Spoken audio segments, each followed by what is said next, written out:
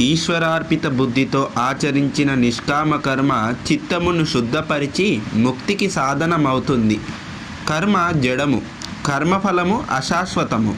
కర్మ సంసార సాగరమున పడవేస్తుంది, మోక్ష సాధనకు ప్రతిబంధకము అని తెలియజేశారు. మోక్షము జ్ఞానఫలము అని తెలియజేయుట వలన కర్మాచరణ నిష్ప్రయోజనము అనే భావనను కలిగిస్తుంది. కానీ కర్మాచరణ మోక్షమునకు పరోక్ష సాధనము. మోక్షమునకు జ్ఞానమునకు అవసరము. ఈ జ్ఞానమును పొందుటకు చిత్తశుద్ధి, నిశ్చలమైన మనస్సు అవసరము. అవి ఈశ్వరార్పిత బుద్ధితో ఆచరించిన నిష్కామ కర్మ వలన లభిస్తాయి.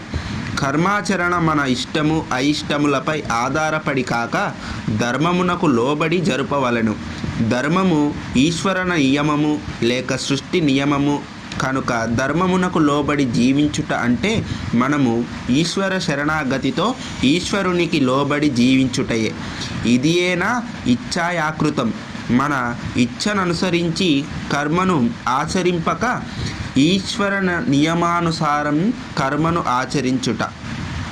కర్మఫలము ఈశ్వర నిర్ణయము కనుక ఏది ప్రాప్తించినను ఈశ్వర ప్రసాదముగా భావించి అంగీకరించి స్వీకరించవలెను.